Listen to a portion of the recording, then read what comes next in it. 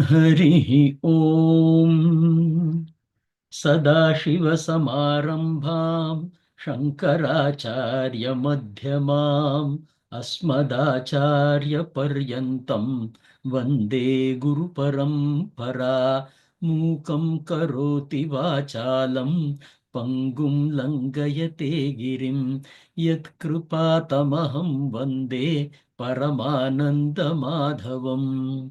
Om. So, welcome to the Bhagavad Gita class this week. So, the last week we had completed up to the 15 shlokas of the first chapter, and today we will be going into the 16th chapter, 16th shloka. The shloka goes like this: Ananta Vijayam Raja Kunti Putro Yudhishthirah Nakula Sahadevascha Sughoshamani Pushpakau. So we are in the place where the Shankh is being played. It started with Bhishma Pitama, following all the Shankh and the Bhairya and other drums and things, started to play. And then from the Pandavas side, we started with the Panchajanya being blown by Lord Krishna, followed by Arjuna and Bheema.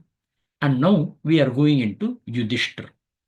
Ananta Vijayam is the name of the conch which is used by Raja Kunti Putro Yudhishthirah. Raja is king, Kunti Putraha is the son of Kunti, Yudhishthirah. Nakulaha Sahadevaha cha means Nakul and Sahadev blew their conch as well, which are named as Sughoshaha and Mani Pushpakaha. So these are all the names of the conch shells that were being blown. If we go into the value that we will be looking in, the Shankh is basically considered to be a thing that produces a sound which pacifies the atmosphere. It removes the negativity or any kind of dark forces from the surrounding. Use of Shankh during all good and bad times started from the time of Samudra Manthan. There are two kinds of conch shells, one which is right-mouthed and another which is left-mouthed. They are called as Dakshina Varti and Uttara Varti. Dakshina is south and Uttara is north, but that just maintains, like if in case I am seeing east, then to the right is Dakshina, and hence the right mouth is called as Dakshinavarti, to be used with the right hand, and the left mouth is Uttaravarti. Right? So that is the way that it forms. In Tamil, they are called as Valampuri and Idampuri. Right? It is still a very, very common word that is used in Tamil. Now, the practices of blowing this conch is done in several places, beginning of a puja.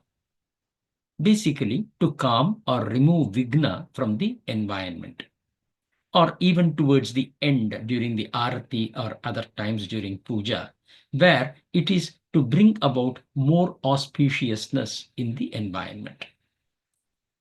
Shankh is also used to offer water to the deity or milk to the deity and to sprinkle the holy water on the devotees.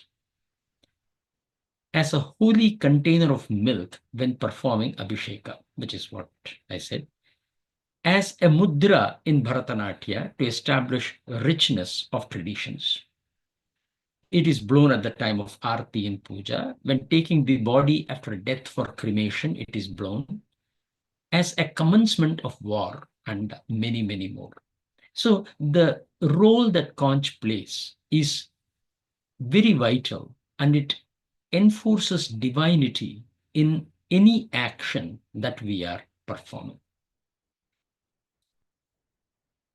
War is inevitable between two kshetras. Ignore the Devadatta. I think that is a copy-paste issue. right? Here we are just going to discuss about the aspect of war in the conch, as in the use of conch in war. In tradition, we say there is a constant war or conflict where we see two or more elements. It could be between two of your own limbs. They fight for resources within you. You may not know, but they do. It could be within your own feelings, right? When you have a soft feeling and some other conflicting feeling, like I have to take care of my family, but I have the soft corner for such and such thing. So there is a conflict that happens. Whenever you have, it can be in thoughts, it can be between two people, it can be between nations, but whenever you see a duality, there is always a conflict. Now, what happens is the aham bhava, which is the I which is personified in this body, creates the split and makes your world versus someone else's world. It is mine, it is theirs. The distinction or the differentiation starts with I, which is personified on this body, taking a part in determination. Though, thus, the aham bhava becomes the source of adharma, and thus it injects the prejudice, preferences, desires, etc. Sound of Shankh calms down the influence of aham bhava. Right? Even in a puja or something of that sort, when the Shankh nad is heard, you will see that there is a marked change in your heart, at least for a moment, before it springs back again. So the Shankh is given the high importance because of that. Now, in war, a Shankh is used to reduce the influence of the Aham Bhava and to awaken the spirit that it is for Dharma the war is being fought. Unfortunately, since the invasion, right, that India has been facing from the West, I should say, right, what has happened is we have started seeing war to be something which is fought to conquer, to establish, to own up, right? That is the intent behind the war in these days, to take control of another thing. Even in the previous days, perhaps that could have been some of the driving factor to take control of. But the conflict being so natural, what Veda prescribes is inject dharma into it. And when you inject dharma into it, this feeling of, wanting to conquer and establish yourself and to own up, etc., which is all absolutely a myth when you start looking back, right? After, like, I may be a king, but at the age of 80 or 90, I may not be even mobile. I may be, what do you say, just be in support of everything, right? And when you think of that, it is not to take control of something, but to establish dharma that I am fighting. And this feeling is induced by the blowing of the conch. That is the beauty of conch. When you live in the realization that there is no two, you become free from the conflicts. This comes in Brihadaranyaka Upanishad as well, where Hiranyagarbha will be thinking, oh man, I'm just the only person. There is nothing else but me in this existence. So, okay, let me create another entity. So from himself, he creates an entity. And a bit later, when he suddenly encounters the other entity, he gets startled. Dvitiyatvai bhayam bhavati. So that there is a place where this mantra goes to say that when there is an experience of two, there is a fear factor which naturally takes birth. That is what that mantra says. And then the realization that it is just me, it is not two different things. It is just that which is created from me. It is just another projection of me. Then immediately that goes away. Right?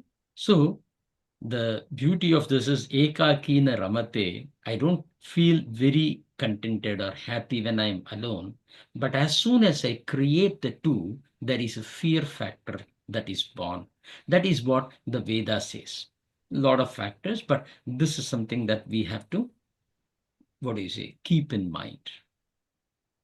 The role of the conch is to remove that aspect from you, that negative aspect from you, which is born out of the ahambhava.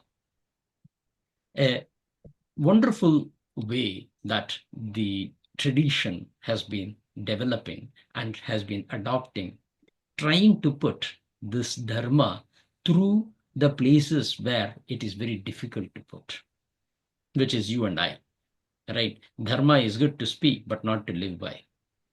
Whereas the Shankh is introduced as a means for us to bring about a balance and bring about an elevation where we can also come to the realization of seeing one and the only one.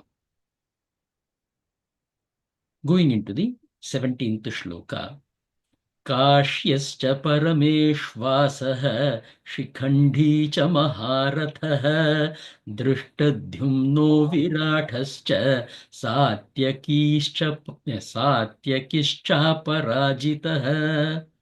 So in this shloka, the list of other kings who blew the conch is mentioned. Kashyah cha parameshwasah. Kashya refers to Kashi Raja, who is a supreme, Ishwasaha means one who is very capable with the bow and arrow, right? Param Ishwasaha, one who is got excellent skills with the bow and arrow. Shikandi cha Maharatah, and Shikandi, who is the brother of Draupadi, who was also the cause of the death of Bhishma or cause of the fall of Bhishma. Drishtadhyumna, that is the son of King Drupada. Viratha, it is the kingdom in which Pandavas had taken shelter. Satyaki is one, Satyaki is defined as aparajitah, one who has never been defeated. So we have seen about Satyaki, Virataha, Drishtadhyumna, etc. But just wanted to recollect and put it here. Going in context, adharma has the quality of bringing your well-deserved prominence. If you ever feel that you are not getting the recognition you deserve, it is because of the adharma you have committed. It need not be in this birth, it need not be in this current environment, but it is because of the adharma that you committed that you fail to get that particular recognition.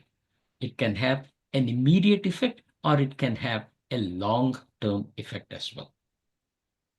Karma yoga is the means to overcome it. And titiksha, perseverance, is an important quality one needs to develop. Satyaki,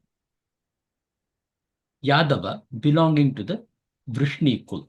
It is the same lineage as Lord Krishna. He was very devoted to Lord Krishna and he was also a student of Arjuna. His purity of devotion to Lord Krishna was established when Lord Krishna shows his Virat Roop in the palace of Hastinapur. When Lord Krishna goes to negotiate peace with Kauravas, there will be a time when Duryodhan will say, arrest, we will take Krishna into custody. They will try to arrest Lord Krishna, right? And this will happen when Lord Krishna says, are you going to arrest me? And then he will show his Virat Roop when the soldiers of Duryodhan come to take into custody Lord Krishna, he shows his Virat Roop. There were several who were in the audience, who were in that particular courtroom and or in the place of the king. No one was able to see. But though it is not mentioned explicitly, Saatyaki is considered to have been able to see that Virat Roop because he also had such an undivided devotion towards Lord Krishna. When we go to chapter 11, we will see that Arjuna had to be given a Divya Chakshu, a divine eyes, to see that Virat Roop. Only those with that purity in their mind and an absolute devotion have the ability to see this Virat Roop or the Vishwaroopa, which is the entire world or entire creation being seen as God. This ability to see God in this entire creation can only happen when you have this Ananya Bhakti. We will talk about those things later, but here the importance is Satyaki was able to see it, which defines the kind of devotion that he had for Lord Krishna. Even with such greatness, he acts in an adharmic way. And all his greatness got wiped off just because of that adharma, the way that he slays. In war, the second day of war, he fights Shakuni and defeats him. On the 12th day of war, he defeats Karna but spares his life, honoring the oath of Arjuna. That was the greatness. Even Arjuna found it difficult to defeat Karna. But Satyaki was able to defeat Karna. He spares his life only because of Arjuna's oath that he will be the one who kills Karna. On the 14th day of war, he protects Yudishtra and fights with Dronacharya, but he gets wounded. He is then rescued by Upapandavas. I hope we know the names of Upapandavas by now. Prati-Vindhya, Sootha-Soman, Shruta-Karman, Shataa-nikan, and Shruta-Senan. Right? So this group of Upapandavas, they come to protect Satyaki and rescue him. So that's what happens. But this is the contribution with respect to the war from Satyaki. But his greatness, his excellence in devotion, where he was even able to see the Vishwaroopa, was all put down because of the adharma that he commits. Right? Slaying a person who is in meditation, putting the arms down. So we need to understand that dharma is the only one that prevails. That is the value that we get out of this. So the way that it happens is what I have put here. He recovers and goes to aid. After he is rescued by the Upapandavas, he recovers and goes to aid Arjuna and fights with Bhurishravas, right? Prince of Bhalika kingdom, son of Somadatta, Shantanu's elder brother's son, kind of, cousin of or uncle of the Pandavas and Kauravas. Satyaki was defeated by Bhurishravas and he falls unconscious. Bhurishravas drags the unconscious body of Satyaki and pulls out the sword to kill Satyaki. Arjuna cuts off the arms of Bhurishravas. So Bhurishravas complains to Arjuna, hey, how are you interfering in a war without warning? And Arjuna responds saying that he was wrong trying to kill an unconscious warrior. Arjuna reminds Bhurishravas on his role in killing of the Abhimanyu as well. Bhurishravas feels very ashamed. He puts the arms down and begins to meditate as a prayaschitta. Satyaki recovers his consciousness. He gains the consciousness, and seeing Bhurishrava's, he decapitates him. This act of Satyaki is considered so shameful, utmost adharmic, that all the greatness that he had got or he had displayed in the past were wiped off with one single instance. That is what is the value that we should keep in mind. Adharma can give you success, or at least the kind of success as defined by you, or seen by even others. But it will never give you that recognition, that respect, and that longevity of existence, or of people looking up to you, will all be lost. So remember that in life, if in case we want to pursue anything, pursue in the path of Dharma. I have come across recently, somebody forwarded I think, WhatsApp image wherein a CEO of a reputed organization in Europe, I think in Netherlands or something like that, there is a law which says that, you cannot drive on the lanes which are reserved for the buses and taxis. So what he did, he bought a car, he registered the car as a taxi with a single company, with a single car, and he started using that as a taxi. And this was shown, and this message was kind of circulated as something great has been done by the CEO. And when I saw this, and I said, yeah, this is not correct. Right? I can understand this being done by Naresh, who runs a small organization. Right? I can do it.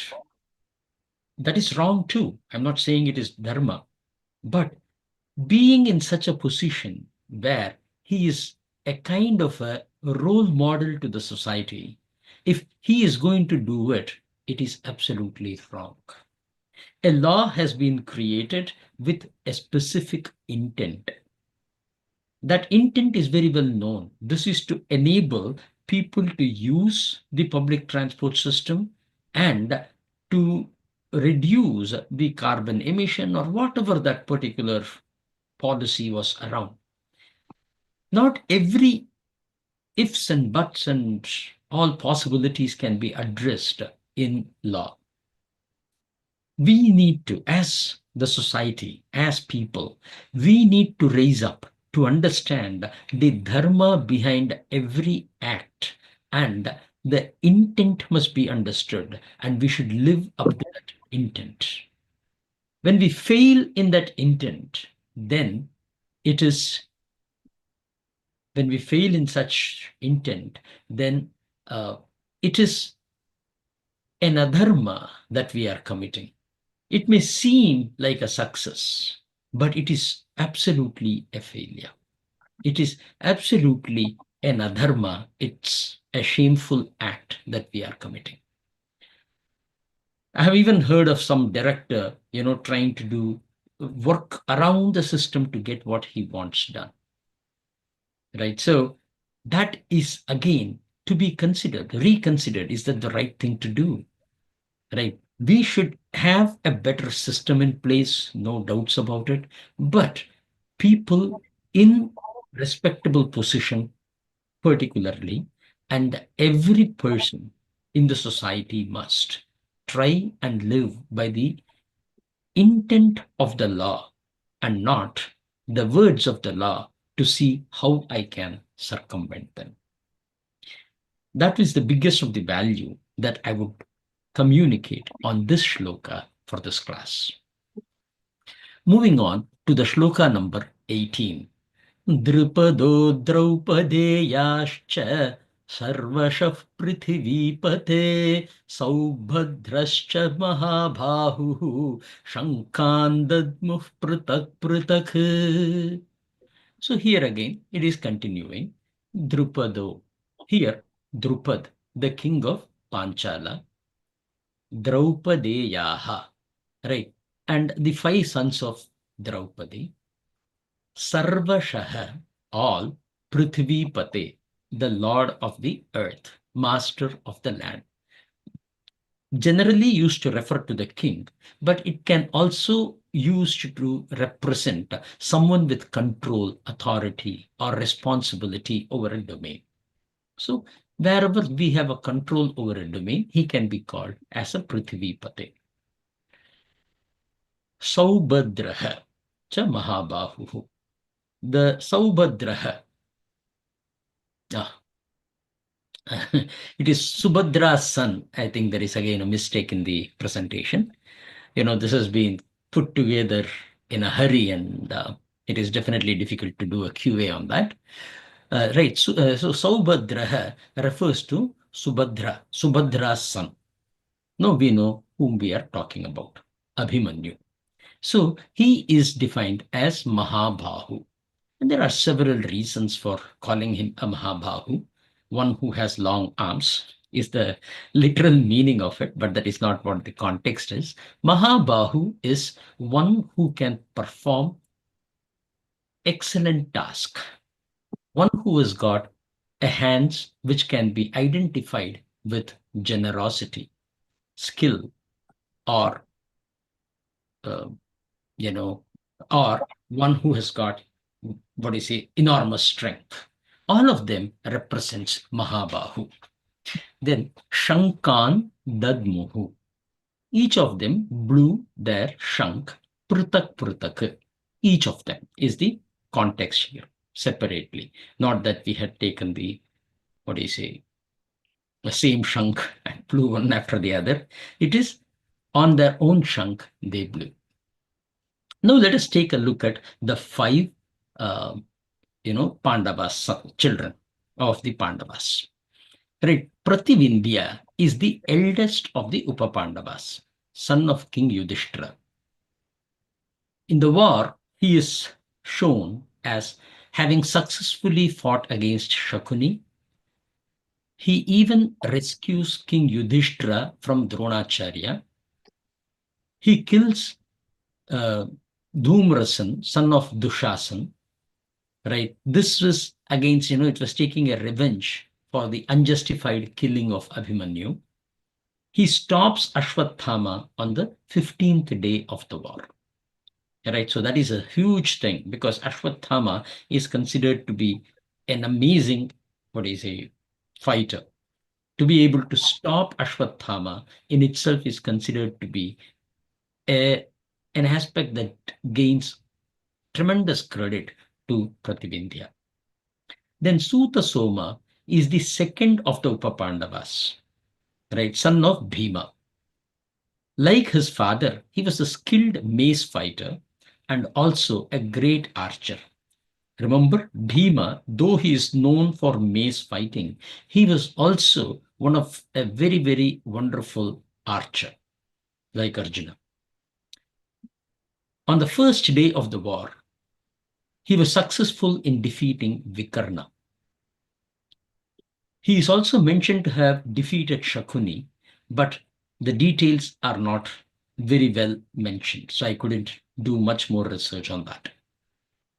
So it is assumed before the first 10 days, as Dhritarashtra asks more details only after Bhishma's fall. So the way that it goes is, for the first 10 days, Dhritarashtra will only ask for summary, or, in brief only the war has been, provided in the Mahabharata, in the text. However, after he gets to know that Bhishma Pitama has fallen, he becomes a little anxious and he requests for further details. He asks for more elaborate description of what is happening in the war. So there we start to see a lot more definition. And because there isn't much mentioned about he having defeated Shakuni, it is believed that this should have happened prior to the first 10 days of the war. Throughout the war, he supported holding the formations that were set in the war. So for every formation, as we have discussed, it is not just the formation, it is the entire support structure that is behind it, right? So he was in charge of such support structures behind it. Now, Vikarna, we must definitely talk about him. He was one of the brothers of Duryodhan. Though he fought on the side of Kauravas, he was the only one who opposed the adharmic actions of Duryodhan. He was the only one who objected to Draupadi's Chirharan.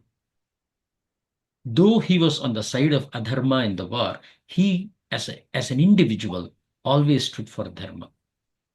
So his name, his fame raises much above others. Right? Vikarna traditionally is considered to be having more fame than Saatyaki because of his dharma. Vikarna was killed by Bheema on the 14th day of the war.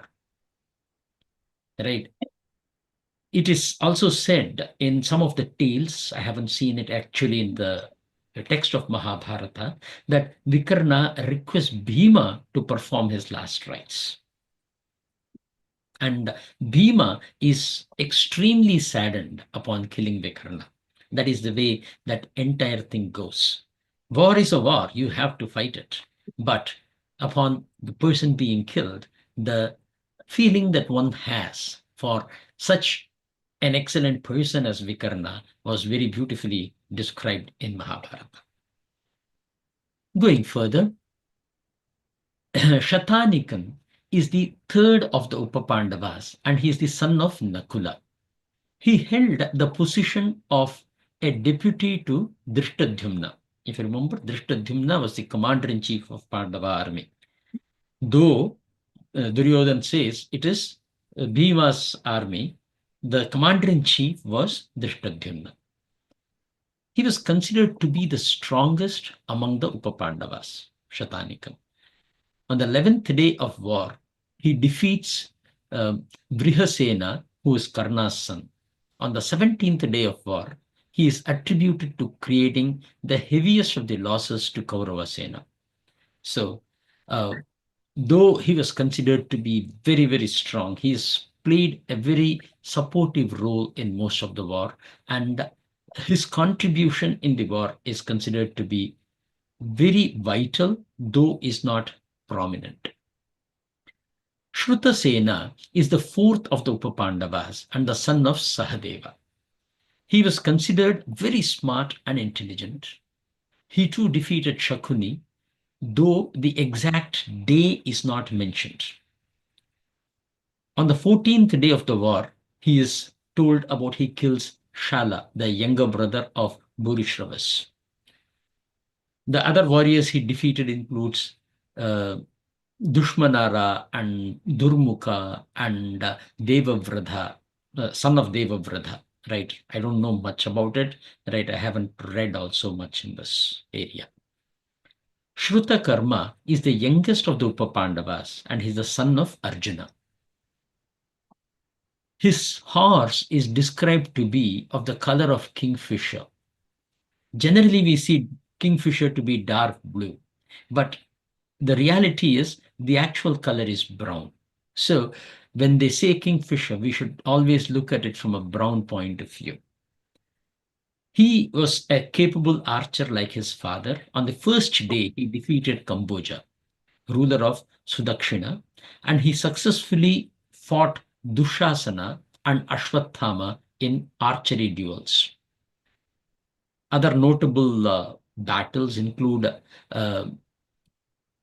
Jayad Sena on the 6th day, Chitrasena and Abhisara on the 16th day, and so on. The value that we need to look into is excellence in performance is the key to Kshetra Paripaalana. There are two paths, as Aachaarya introduced, the pravrutti dharma and nivrutti dharma. So we went into this when we looked into the introductions given by Shankaracharya. Both have the same role in terms of Kshetra Paripaalana. Their Kshetra and their line of Dharma changes, but they both are of the same type. That which needs to be followed is exactly the same when you elevate and look at it from a dharma point of view. Later, Bhagavan Krishna will say they both are the same. The Karma Yoga and the Jnana Yoga, they both are the same. Right? Right. It is not like Nishreyasa, what do you say? It is definitely that which brings Shreyas. Right? Ubhau Nishreyasa Karau. Right? That's the way that he puts it. Bhagwan will put it later. We will come to those when we are in those respective chapters. But here, the point is we need to understand that the excellence in performance cannot be compromised. If you are not showing that excellence in performance, then you are not doing the Kshetra Paripaalana. It is immaterial which line you go. But in that which you are right now, say, for example, you are following the path of the Grihastha Ashrama in the Pravrutti Marga, you have to be perfect. You have to be exhibiting an excellence in your performance in this role. That is the key that we learn from Bhagavad Gita. So aim to be the best in what you do. Strive for excellence, but save yourself from identifying yourself with that excellence that you have reached. Right? So that is the definition of Karma Yoga. Right? Karma is when I do it and I identify myself with it. Karma Yoga is when I do it and I don't identify myself with it. Moving on. The Shloka number 19. Saghoshodhartarashtraणां hridayani vyadarayat nabascha prithivim chaiva tumulobhyanunadayan. So here, the description of what happened upon hearing all these things in the hearts of those who are fighting on the side of the Kaurava army is provided. Sa Goshaha, that sound, Dhartarashtranam, to the sons of Dhritarashtra, but here the context is in the hearts or in the Kaurava army. Hridayani, in the heart, Vyadarayat, it shattered. That is the real, literal meaning of Vyadarayat. Contextually, it created a very unsettled feeling. They lost their composure. They lost their confidence in taking on to the war. There was a disturbance there because they know that they are on the side of the adharma. Nabah cha, and the sky, prithvim cha eva, as well as the earth, tumulah, right, tumultuous or violent, confusion, noisy, right, that kind of a abhyanu nadayan, that which is resounding. There was so much of sound that on the Kaurava side, it created a small panic, maybe a bad word here. I wouldn't say panic because panic is more associated with fear. It is the kind of being unsettled, not being completely in their control, not being very, what do you say, am I doing the right thing kind of a feeling. That is what has happened in their heart. Right. So that is what is shattered. Right. I come with an absolute confidence to come and fight, but upon hearing this sound that the war is actually starting, right? Till this time, it was all political negotiations and everything going on, the preparations of the war, etc., was going on. Now the war is starting. That war starting created this unsettled feeling in the hearts of the Kaurava army. How can I say that? Because with the Divya Drishti that Sanjaya had, he was not only able to see the physical aspects of what is happening, but also see the feelings in the hearts. So that is why this is considered to be very accurate. Now, Divya Chakshu. Divine eyes were given to Sanjaya by Vedavyasa. Before the war began, Sanjaya visits Dhritarashtra. who was in deep grief. Sorry, not Sanjaya, this is wrong. It is actually Vedavyasa visits Dhritarashtra, who was in deep grief. So what Vedavyasa says is, hey king, I can give you a divine eye and you can watch the war right from here as it is happening. But Dhritarashtra, he declines it. He says, I don't want to see my own people dying. Right? It'll be horrendous to have that particular experience. So thank you, but no thanks.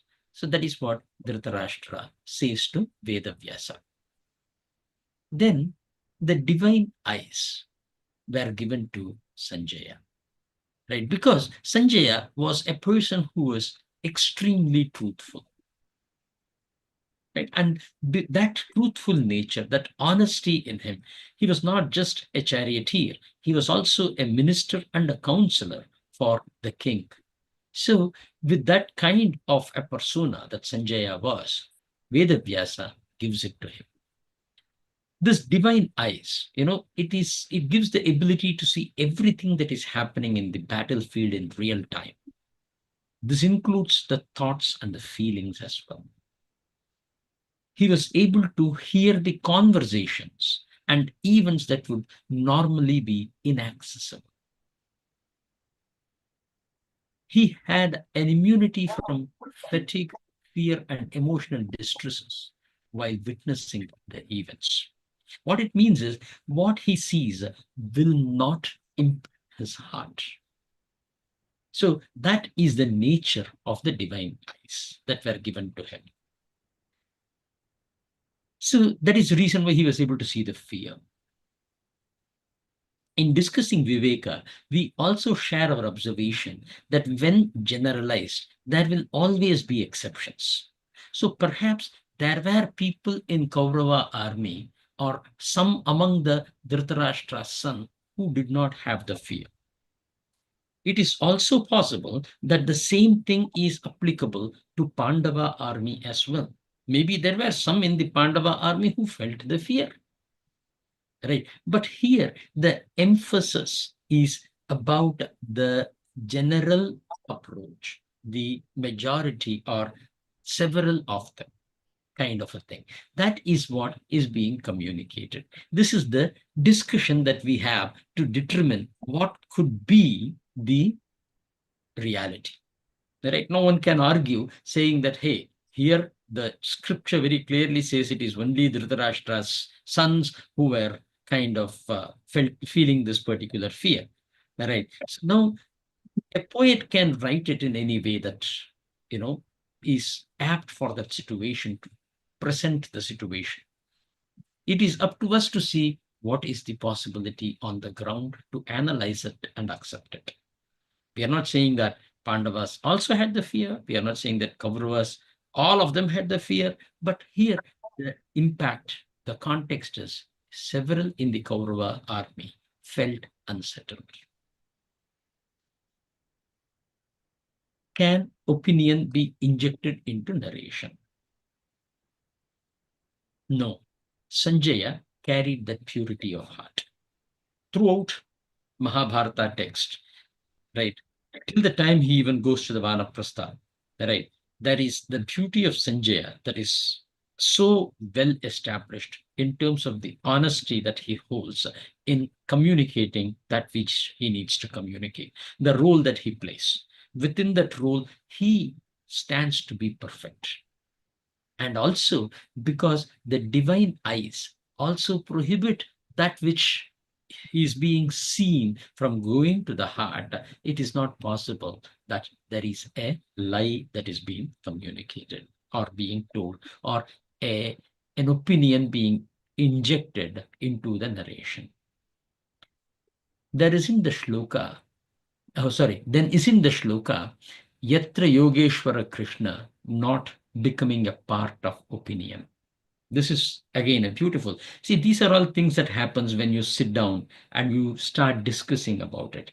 I had an opportunity to do that. So from my memory, I'm just writing these down. But the question was very beautiful. So there is a shloka, there is a last shloka, which goes as Yatra Yogeshwara Krishnaha, Yatra Partho Dhanurdharaha, Tatraha Shrihi Vijayaha Bhutihi, Dhruva Dhruva Nitir Matir Mama. He says that where there is Lord Krishna and where there is, uh, Dhanurdhar, Arjuna, the victory is for certain. So isn't this an opinion? This was a beautiful question. Now, here, the response that we concluded was, it is seen as an expression of devotion, right? Upon seeing the Vishwaroopa Darshana, upon realizing that it is going to be Dharma which is going to win, it was a very natural expression from Sanjaya to say that given this is what is the outcome. This is what is likely to be the outcome. So that is what should be seen, and it is not out of an opinion, but it is out of seeing the Dharma and the Vishwarupam, which is the God on the side of the Pandavas. It was very evident that in this relationship of Dharma supported by Bhagwan fighting this war, this Dharma supported by Bhagwan will be the winner. So that is the way that we were analyzing it. Alternately, it is the confidence in Arjuna that arose, which was narrated by Sanjaya. Right? It can also be seen from that point of view. Though the shloka doesn't mention about Arjuna specifically in terms of his feeling or anything of that sort, it can also be seen that given that this happens after Arjuna says, right, my right smritihi labdva, right, I have attained the essence, the knowledge. Now I am totally confident about my fight. So this expression of confidence in Arjuna was narrated by Sanjaya in that shloka. Right. So it's again, there are several, you can conclude it saying that no, it was indeed an opinion and so on. Not a problem. But the way that we do is we try to do analysis of everything. We question. We try to challenge every kind of disposition that a statement can have, and we try to get to what are all the possibilities around it. The meaning we have already gotten, but what are all the possibilities around it? When you start exploring, it opens up your heart to learn even further. That is when Bhagavad Gita will sink into you. Right now, we are trying to dive into Bhagavad Gita, but our objective is to let Bhagavad Gita sink into us. So some of these discussions are merely to say what is coming when the true Vedanta starts in the second chapter, after the 11th shloka. Moving on. Fear in the hearts of Kauravas. Man, this is like so many mistakes. In the war of Dharma and Adharma, both sides know who is on the path of Dharma. It is not the question of right versus wrong. Dharma and Adharma is about that. We define this Dharma and Adharma as subjective versus objective outlook. When our outlook and the purpose is objective in nature, it is not you, me, him, it, and so on, this land, this kingdom, right? So it is not related to a body. It is related to a specific objective, or it is related to a specific purpose, a generality, or the causal aspect of it. When we are looking at it from that objective perspective, it is always Dharma. When it is subjective in nature, it is not. Now, some can say that the objective is to prevent the Pandavas from having the land, right? So the question is not about objective there. It is again going into the subjective. there you have introduced Pandavas. The objective is there is a specific kingdom, there is a specific right, or there are, when you take the righteousness of this is what the children are, this is what the kingdom has been, this is how it has all happened. So what should be part for the Pandavas? If a person says that I am not willing to give even the point of a pin sized land to Pandavas, there he fails. There the dharma fails. And the dharma is also established when Lord Krishna goes and says, hey, just give 5 villages. Forget everything else. We will just live with the contented with the 5 villages. Right? Even to that, I'm not going to allow an existence of another person like King Yudishtra or other, Bheema or others. That is the place where dharma stood out in this subjective outlook, or the outlook that looks at individuals and classifies them as mine, their, etc. This comes from ahambhava, where we discussed earlier to say ahambhava is the source for that. We also saw that Shankh is a natural purifier, and the purification refers to the ability of one to move towards Atma Bhavam from Aham Bhavam. That is what we define, or Sarvatma Bhavam from Aham Bhavam. A war or conflict can happen when one of the side is in the path of dharma while the other is on the side of adharma, or when both are in the path of adharma. If both are in the path of dharma, there is no conflict. With Shankh, having purified the core, the reflection of both dharma and adharma can be witnessed by all. So now we are trying to link it together. So now what has happened is all of them are ready to fight, coming out with the confidence and so on, commitment. But now, as soon as the Shankh is played, it purifies the heart within you. There is a very beautiful thing that we talk about this, in Ramayana. What happens is in Valmiki Ramayana, right? In Tulsi Ramayana, it happens very differently. It is expressed in a very different way, right? We know that Hanuman comes up as he disguises himself as a Brahman and he approaches Ram and Lakshman, who are walking towards the Rishimukh Parvat. Now, when Hanuman approaches, directly Hanuman says, Aham Hanuman. He starts introducing directly. He forgets the fact that he is now disguised.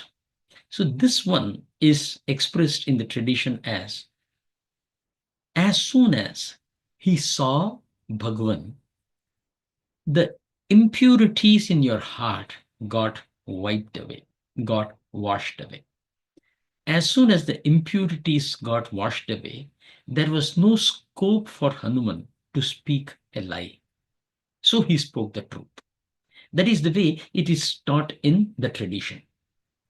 So this also tells us that we speak a lie only when we have the adharma in our hearts, or when there is impurity in our heart. With the Shankh, this impurity has gone. When the impurity has gone, what is witnessed is purity of dharma and adharma. Right? Now, once the adharma and the dharma is revealed in its true sense, automatically that fear will come into you because you realize that you are on the side of adharma. Right? Fear, anger, discontentment, desire, lust, prejudice. All of these are outcomes of vikshepam. Vikshepam is the mind continuously wavering. With Shankh, the Kauravas were able to see the adharma that they were siding with, which resulted in the vikshepam manifesting as fear. So, an important value, if you are feeling unsettled or if you feel angry, realize that you are in the path of adharma, or you are subjective in your approach and not objective. So it is not like this results in that. From that, we can also realize where we are. So this is a two-way of trying to realize and learn about our own selves. When you see that vikshepam happening in you, stop. Whenever you realize, I'm not saying while the vikshepam is happening, you may not be able to stop, you will continue with the flow. But later you can stop and course correct. That is absolutely fine. And this, as it happens progressively, there will be a time where this vikshepa totally goes away. There will be only dharma that is exhibited or expressed through you or through this body. Right? So that realization is something that we should take as a value on this shloka. We are at the 20th shloka and we are at 7:27, very close to 7:30. So it is an ideal time we take a break here and we can come back to this 20th shloka in our next class. Going into Q&A, Jyoti ji, namaskar.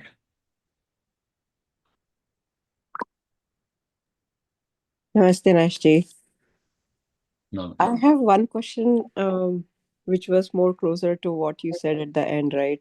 That if you find yourself in nishpeka, nish, what was that word, Nashji? Vikshepam. Vikshepam is where you have that unsettled heart. Yeah. Okay.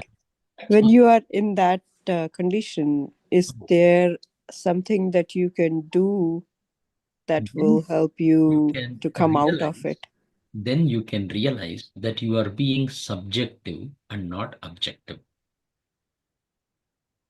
Okay. So instead of calling dharma and adharma, and if in case I say that then you are on the side of adharma, people may not be able to digest it. Right? It may be true that they are on the side of adharma, or it may be true that they are not. It cannot be categorically called as adharma.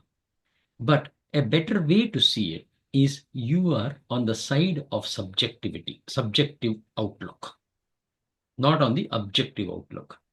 An objective outlook is this needs to be done. This is the purpose that needs to be executed. And this purpose is pure. Right. Now we have defined the purpose and we are developing it.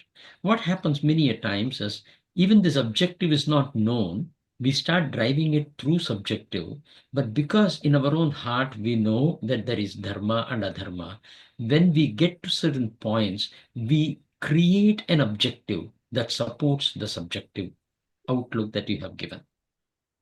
Right. You can fool me, you can fool yourself, but you cannot fool the Lord. You cannot fool Bhagwan. Right? So, what this class is teaching is when this Vikshepa comes in your heart, realize that there is a bit of subjectivity that is driving your thought.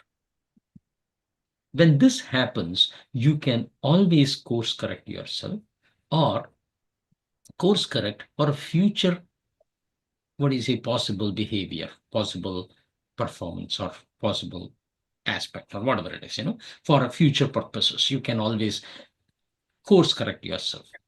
But the fact is, if this vikshepa in your heart happens, it means you are not being objective, but you are being subjective. Make sense? Yeah, so when you are going through that and you realize it that you are thinking only about yourself or where you are, and that's why this feeling is coming, what is the action that you can do to come out of it so that you can think right and move forward?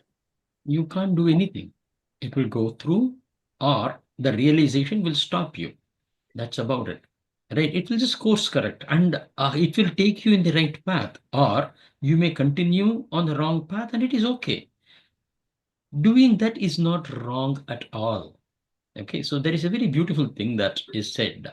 We will see it in a shloka that comes up towards, I think, I don't know which chapter that one is. It says, Guna guneshu vartante iti matva na sajjate, is the way that shloka will go. What happens is, yes, sir, good morning to you too. No problem. You can ask the question in the chat as well. So, when, when, uh, ah, Prabhakar, I think you missed out on one thing, that our time has changed. So now our 6:30 is your 7 a.m. So you are joining towards the end of the class. We are in the Q&A. Sorry about that. Maybe I should have been a little more smart and sent a note to you that, hey, the time has changed. The daylight saving has changed. I totally forgot. My bad. So what it means is, when you and I are now talking, the realized soul knows that it is this gun. Today, maybe right now, I am in a Rajasic gun, trying to showcase my knowledge, or maybe I'm in a Sattvic gun. That Sattvic expression is coming out. And you are in a Sattvic gun, and you are trying to get this particular information coming from a Rajasic source or from a Tamasic source even. Now, the thing is, this gun of Rajas and the Tamas, or Rajas and Rajas, which is between the two of us, are the ones which are actually interacting. They are the ones that are transacting. So when you are doing something and there is a vikshepa in your heart, that doing, remember that it is happening driven by your present guna adikyam. So right now, if in case Rajasic gun is on the higher, what do you say, influence, that Rajasic gun will drive your action. If Sattvic gun, then Sattvic gun will drive your action. What we will be learning in Bhagavad Gita is Nitya Sattvastaha Bhava. We are trying to get into the position of eternally being in a Sattvic gun. Eternally means, it doesn't mean 24/7 you will be in Sattvic gun, but predominantly in Sattvic gun. When you are in the Sattvic gun, your pravrutti will be Sattvic in nature. That vikshepa will go away because you are in the Sattvic nature. Makes sense? Now, if you are trying to control it, then you are still in Rajasic mode, right? Allow it. We will, what do you say? We will learn. The objective is to learn and allow us to evolve with it, not force a change in you for that moment. Understood, Nashji. Thank you. Yeah, chapter 15 is on gunas. You're wrong. Mm, I think it is chapter 14, which is on gunas. yeah. Guna Vibhaga Yoga is chapter 14. Okay. Okay. Yeah. Yeah, Yeah. I understood what you're saying. Thank. yeah, sure. Thank you. Okay. Uh, Going into Ravi Bhiya. No question, Uncle Ji. Thank you very much. Thank you. Prabhakar, I'm so very sorry. I should have uh, let you know. I should have alerted you that the time has changed. I didn't realize it till you joined now, that the time has changed. It just naturally gets into us. Yeah. So we just finished the class today. You can always listen to it in the YouTube, but really look forward to having you in the next class, because it is always told that, when you are in a one-on-one and we learn through, it is considered to be having the supreme, uh, you know, blessing, I should say. It will be 1 hour before. The US time remains the same, which is 6:30 p.m. on Wednesday. But because the daylight saving has happened, the India time, which used to be 8 a.m., I think, will now become 7 a.m. Does it make sense? Yeah. Okay. Well, we will take a break here today and get back on our class the next week with the shloka number 20. Harihi Om Purnamadah Purnamidam Purnat Purnamudachyate Purnasya Purnamadaya Purnamevavasishyate Om Shanti Shanti Shanti Hari Om Tat Sat.